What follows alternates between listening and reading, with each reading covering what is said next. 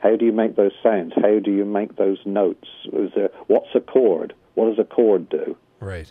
You know, so it was total and utter alchemy, magic. They were just conjuring life and light out of the air. And like I say, I finally got to a point where I honestly believed deep down in my heart that I'd made something that was as good as anyone I'd idolized earlier.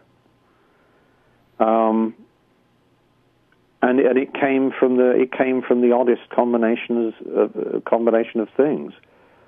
I had this rather nice chord change from years previous, about 10 years previous, almost. That was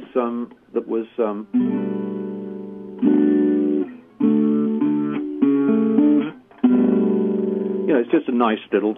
Sure. And I always wanted to do something with it. And I remember playing it to Dave and Colin in the Soundhole Studios while we were making Skylarking.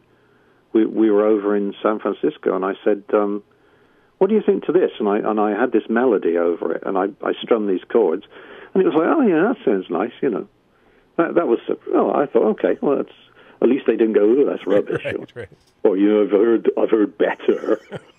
You know, or the worst thing is when you spend ages writing something and you say, hey, what do you think to this? And they go, oh, it's just Hey Jude. Right. Oh, no, it is as well. You know, you don't realize it. You get caught in that thing. You think you've written something fresh, you know. But I played them these chords and sang the melody. Oh, yeah, it's all right. Yeah, it's nice. Yeah, you're going to do something with that? Well, I don't know, you know. And I didn't know what to bloody do with this melody and these chords. And fast forward 10 years, and I was messing around on the guitar, like you do. Mm-hmm. I can't play it conventionally, so I have to, you know, mess around and make up new stuff because I'm crap at learning other people's stuff. But I found this chord change. These chords were. I mean, that's a horrible chord, isn't it? bottom three notes of a guitar. Horrendous sounding. And then I moved it up. Actually, what are the... Oh, damn, I've forgotten the chords. I've got to work this backwards. This is no good if I'm on...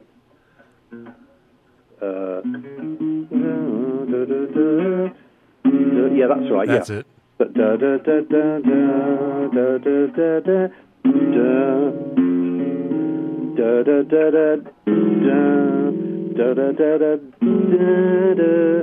And I had this melody and these chords to me, because I'm pretty synesthetic, I think. You know, music makes pictures for me and colors and stuff.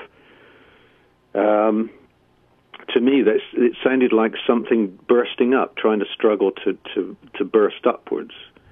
And the brownness and the kind of cloying nature of the notes together in the chords, especially the first two chords. Get that phone to stay there. The right. That's very brown and earthy, and that's brown and earthy as well. And here's something bursting up. Ooh, it's coming. Well, it's something bursting up through the earth, and just that very. And I do this all the time with songs. The sound of the music frequently makes the lyric, because you're describing to yourself what it sounds like. Well, that to me is something bursting up through the earth. What bursts up through the earth? Oh, new growth during Easter time. You know, it's springtime. And then, you know, before I knew it, I was getting all these lyrical ideas about, you know, flowers bursting up through the ground. And what else happens at Easter? Oh, yeah, you get lambs born, you get hares, you know, rutting, I think they call it. And I got to the, I just don't have enough hands here. Where can I put this bloody phone?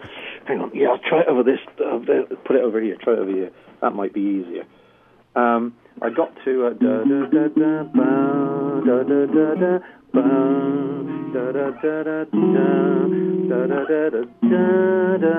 and I moved one finger up.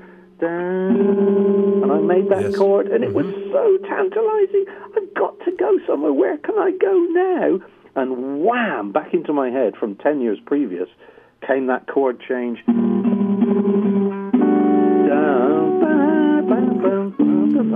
You know, right? Because I never mentally throw anything away, and that chord change, that lovely chorus from 10 years previously, just fitted perfectly the key and the timing, and it was just one of those pieces of happenstance. It's like, oh my goodness, that's it. It's the same way I wrote Senses Working Overtime. That's all bits and pieces in my brain from before that I started mentally nailing them together and changing a few keys and changing a few tempos and got it to work. But that's the most extreme one. You know, the chords making this stuff bursting up from the ground, that suggesting Easter and a new life. And then you get to that point where you've made that chord, and you think, it's got to give, where do I go? And then, like I say, crash, in comes those chords and melody from 10 years earlier. And so that's a great piece of not deja vu, but, you know, something that you've stored away in the back of your head comes smashing through the doors just at the right time. Right. So never throw any ideas away if you're an artist, because you can always use them. It doesn't matter how crazy or how disjointed, you can always fit them together with another idea to make something much more cohesive. And the arrangement, you know, when the strings come in, it's almost like that song bursts into Technicolor, you know. Yeah, well, I did that one because I knew I wanted to work with an orchestra, because it's a series of colors that I'd always wanted to work with. And I mean, ever since I was a kid, the most interesting music you could hear on the radio was you know, late 50s, early 60s. People say, oh, late 50s, it was rock and roll. No, not in England it wasn't. There was no rock and roll on the radio. The only thing that was any good was novelty music, you know, novelty records, with a sort of comedy angle, or sped-up voices, too much reverb, you know, goofy lyrics, strange sounds, you know, that kind of thing. Right. Or the other thing that was beautiful on English radio was a lot of kind of light classics, and that would include show songs or show tunes from the time, and you know, Broadway musicals, right, and stuff from films. But there was no rock and roll. There was no pop radio in England. It didn't exist. And anyone who tells you otherwise is lying. You know, there was no pop radio really in mainland England till 1967, 68, 67, I think. So I'd always wanted to work in, you know, with orchestral things, but I guess I didn't feel confident enough, and I bought like a sampler type thing that had some orchestral sounds in it, and I started messing around with arrangements.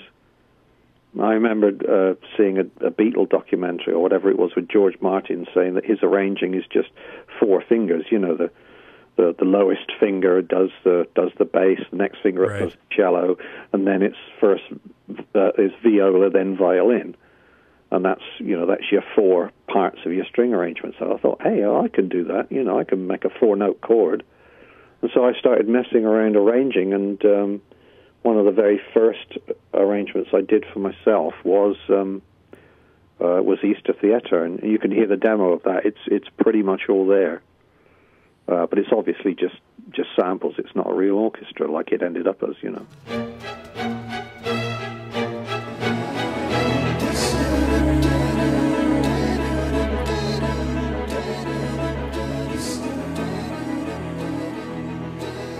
And my favorite XTC song, and let me tell you, we have to go. But thanks, thanks so much. Okay, I've got to climb back in my coffin of earth now. But thanks so much. And no, thank you, Dave. It was a nice chance to chat intelligently. Thanks for participating in my XTC Top 5 countdown. Oh, grand stuff. Enjoyed it.